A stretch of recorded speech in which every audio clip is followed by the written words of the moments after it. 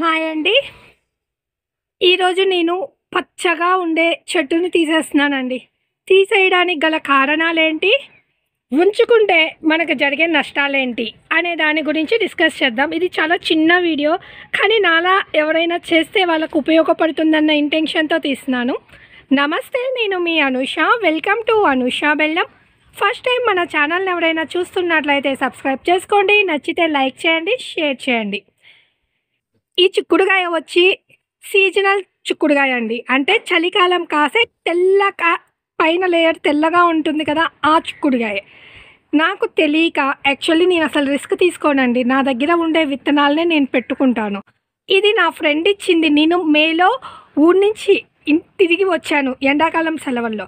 అప్పుడు మా ఫ్రెండ్ ఇచ్చింది. నేను అప్పటికి అడిగాను, ఇది ఏ విత్తనము అంటే నాకు తెలియదు, నాకు గుర్తులేదు అని చెప్పింది. నేను గార్డెన్ స్టార్ట్ చేసిన కొత్తల్లో కూడా నాకు ఒకసారి ఇలా జరిగింది. చలికాలం చిక్కుడు విత్తనాలు వేరే వాళ్ళు పంపిస్తే అవి మామూలు చిక్కుడుకాయ అని పెట్టేస్తే తీగలు విపరీతంగా పెరిగి కాయలు రాలేదు. కాయలు వస్తాయి. ఎప్పుడు వస్తాయి అంటే మనం రైట్ టైంలో పెట్టాలి. అంటే ఈ చలికాలం చిక్కుడు విత్తనాలు మనం కానీ పెట్టుకునే పని అయితే ఆగస్ట్ ఫస్ట్ వీక్లో కానీ జూలై నెలాఖరులో కానీ పెట్టుకుంటే మనకి చలికాలం వచ్చేసరికి తీగ బాగా పెరిగి బుట్టలు బుట్టలు కాయలు వస్తాయి. మనకి మిద్దిలో అయినా కానీ. నేను ఈ విత్తనము నార్మల్ చిక్కుడుకాయ అని చెప్పి మేలో పెట్టా. ఇప్పుడు మనం చెట్టు చిక్కుడు 3 సార్లు 4 సార్లు హార్వెస్ట్ చేసాం, గుర్తుందా? ఆ చెట్టు విత్తనం ఎప్పుడు పెట్టానో ఈ మొక్క విత్తనం కూడా నేను అప్పుడే పెట్టాను. అది కూడా నేనేం చేశాను, పసుపు, ఈ కుండీ చూస్తున్నారా, ఈ కుండీలో 5 పసుపు కొమ్ములు పెట్టుకున్నాను. 5 పసుపు కొమ్ములు రావడానికి, హార్వెస్ట్కి రావడానికి 9 నెలలు పడుతుంది. ఈ 9 నెలల్లో ఈ చిక్కుడు కాపు అయిపోతుందిలే, మామూలు చిక్కుడుగాయ కదా అని ఒక చెట్టు, ఒక సైడు వంగ మొక్క, ఒక సైడు చిక్కుడు విత్తనం పెట్టుకున్నానండి.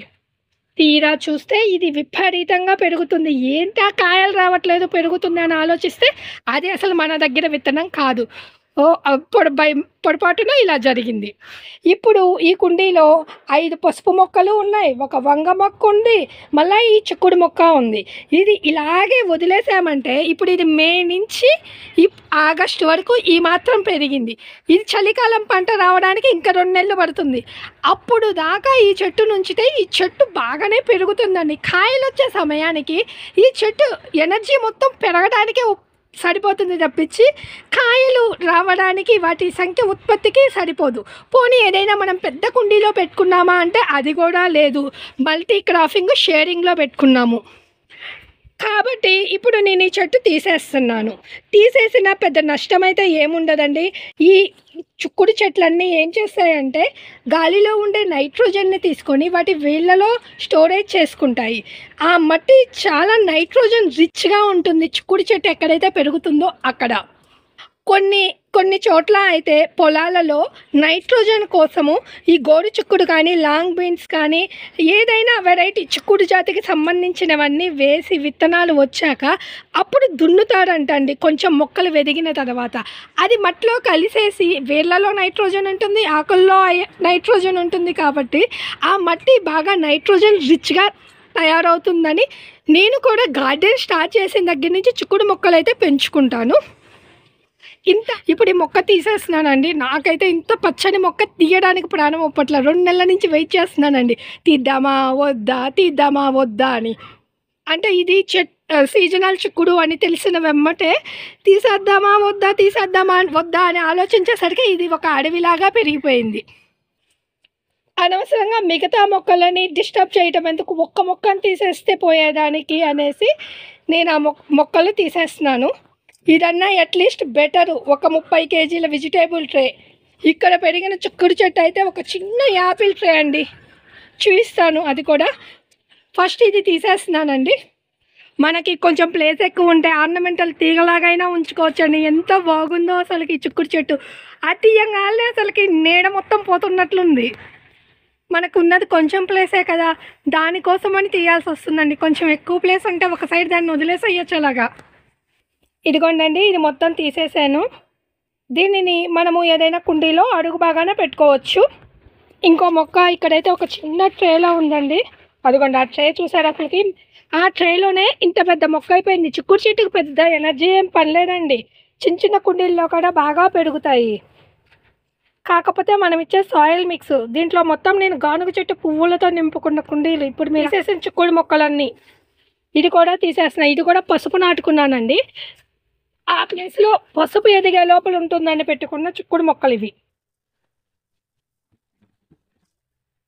వర్షం పడటం వలన కొంచెం అసలు ఈ చెట్టు వేర్లు అయితే చూడండి అసలు ఎలా ఉన్నాయో, అసలుకి ఎంత స్ట్రాంగ్గా ఉన్నాయో. ఇంత చిన్న కుండీలో కూడా ఇంత స్ట్రాంగ్గా ఎలా ఉన్నాయో నాకైతే అర్థం కూడా కావట్లేదండి. ఇవన్నీ వేర్లు.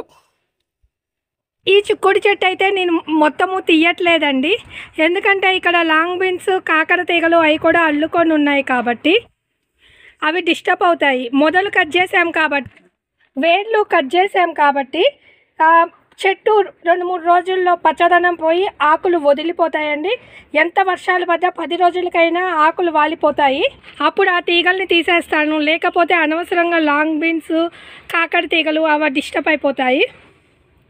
ఇప్పుడు మనం తీసిన చిక్కుడు తీగ ఈ మొక్కలో ఈ ట్రేలో రండి. దీంట్లో 10 నుంచి 15 కేజీలకు మించి మట్టి పట్టదు. నేను పసుపు కొమ్ములు పెట్టాను, అవి రావడానికి కొంచెం లేట్ అవుతాయి కదా, మినిమం 2 నెలలు పడుతుంది ఆ మాత్రం మొక్కలు పైకి రావాలంటే. ఈ లోపల ఈ చిక్కుడు మొక్కలు ఎదుగుతాయిలే అన్న ఇంటెన్షన్తో పెడితే ఒక్కొక్కసారి మల్టీ క్రాపింగ్ మనకి డిసడ్వాంటేజ్ కూడా అవుతుందండి. దీంట్లో ఇంకొంచెము ఏమైనా క్లీన్ చేసినవి అవి వేసేసి పైన మట్టేసుకొని వారం నుంచి 10 రోజుల తర్వాత మనము మొక్క అయినా పెట్టుకోవచ్చు, విత్తనమైనా పెట్టుకోవచ్చు. ఇప్పుడు సగం హెల్తీగా ఉంది కాబట్టి కొంచెం దీన్ని ఇలాగే వదిలేస్తున్నానండి. ఇదండి ఈరోజు వీడియో. ఈ వీడియోపై మీ ఒపీనియన్ కమెంట్ రూపంలో తెలియచేయండి. Thank you for watching. Wish you A happy gardening.